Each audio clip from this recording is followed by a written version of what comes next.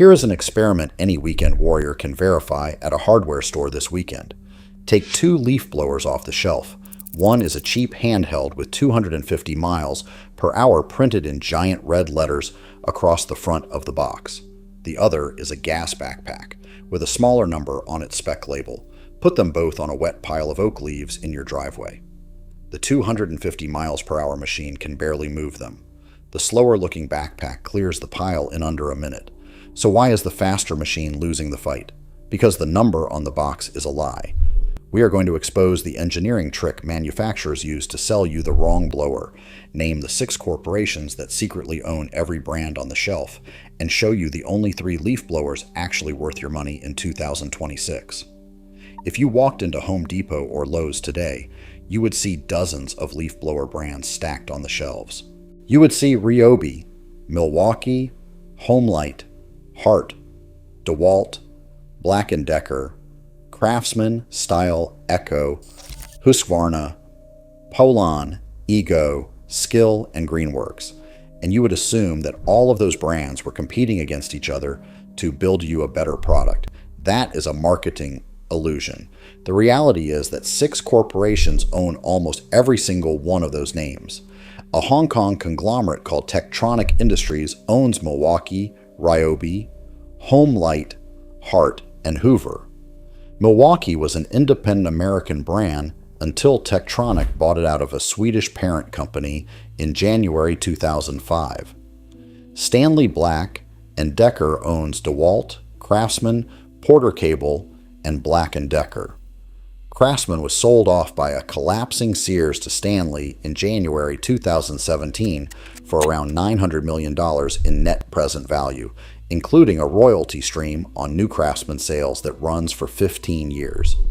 A Chinese manufacturer called Shervan owns Ego, Flex, Skill, and Skillsaw. The Swedish conglomerate Husqvarna owns Husqvarna, Redmax, Poulan, Weed Eater, and McCulloch. The Japanese company Yamabiko owns Echo and Shindaiwa, and Stihl, the last great holdout that is still family-owned in Germany, quietly bought a minority stake in Greenworks' parent company Globe Tools back in May 2016. That means even the brand you might have bought specifically because it was not Chinese is now financially tied to a Chinese manufacturer. But the corporate shell game is only the setup. The real scam is the number on the box itself. Because the spec that every brand prints in giant letters is not just unhelpful, it is actively engineered to deceive you. Every leaf blower on the market is sold on 2 numbers, miles per hour and cubic feet per minute, which the industry calls CFM. Miles per hour measures how fast the air is moving at the tip of the nozzle. CFM measures how much air is actually being pushed through the machine every 60 seconds. Pro Tool reviews, Consumer Reports, and Family Handyman have all published the same verdict. For moving leaves across a yard, cubic feet per minute is the number that actually matters. Miles per hour only becomes important for dislodging wet, packed debris glued to concrete. But walk into any big box store and you will see miles per hour printed in 40-point font on the front of the box, while CFM is hidden in the small print on the back. There's a reason for that. Miles per hour is the number manufacturers can cheat. Here is how the cheat works. Air moving through a tube follows a law of physics called the continuity equation. If you shrink the opening of the tube, the air has to speed up to get through it. Double the restriction and you roughly double the exit velocity. So if you take a blower that would naturally push air out at 120 miles per hour and you narrow the nozzle tip, you can now advertise 250 miles per hour on the box. The problem is that the narrowed nozzle also reduces your CFM. The machine is now moving less air, doing less real work, but hitting a bigger headline number. It is the exact same trick as putting your thumb over a garden hose. You feel a faster stream, but you are moving less water, not more. There is an industry test standard, ANSIB 175.2, but it only governs noise measurements at 50 feet. There is no enforced standard for how CFM or miles per hour are measured in the first place. Pro Tool reviews has documented that some manufacturers test CFM with the nozzle removed entirely, which inflates the headline number well beyond what you will ever see in actual use. So the spec on the box is not a lie by omission, it is a lie by engineering. The company designed the nozzle specifically to produce a misleading headline. And once you know the trick, you start noticing it everywhere. But poor marketing is only half the problem. The hardware itself is being engineered to trap you. The deepest part of the leaf blower scam is not the spec sheet, it is the battery. When you buy your first cordless blower, you are not buying a tool. You are buying a lifetime subscription to a specific ecosystem. Ego batteries only work with Ego tools. Milwaukee M18 batteries only work with Milwaukee. DeWalt, Ryobi, Makita, Steel, Greenworks, every single brand runs a proprietary battery system that is intentionally incompatible with every other brand. So the moment you spend $200 on your first battery blower, you are financially locked in. The next time you need a string trimmer, you will not shop for the best trimmer. You will shop for the best trimmer that takes the battery you already own. That is not a coincidence. That is the entire business model. And here is what they do not tell you. The runtime numbers printed on the box assume you are running the blower on low. Independent owners on tool forums have measured real-world runtime on a 5 amp hour pack in turbo mode, and the actual number is 12 to 13 minutes. Not the 90 minutes the marketing page suggests. If you are clearing a real yard full of real leaves, you need 2 or 3 batteries to finish the job. At around $200 each, that is $600 in batteries before you have cleared the driveway. Now layer in the next trap, the regulatory clock. On January 1st, 2022, Washington, D.C. banned the sale and use of all gas-powered leaf blowers, with fines of up to $500 per offense. In October 2021, California Governor Gavin Newsom signed Assembly Bill 1346, which banned the sale of all new gas-powered small engines statewide starting with the 2024 model year.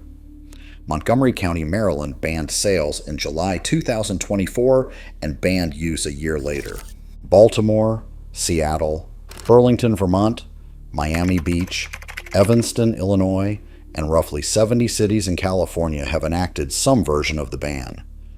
If you live in one of those jurisdictions, the $500 gas backpack you bought 3 years ago is now worth almost nothing on the resale market because no local landscaper can legally use it. The industry has fought back. Texas, Florida, Ohio, and Georgia have all passed preemption laws that forbid their own cities from enacting gas blower bans.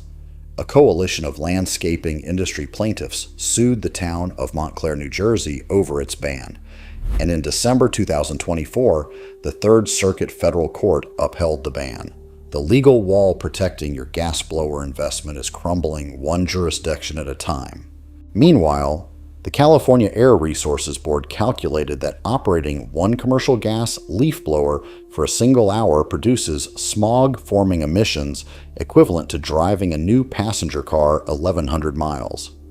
A Harvard School of Public Health study found that the noise from one commercial gas blower adversely affects up to 90 surrounding homes at typical urban density.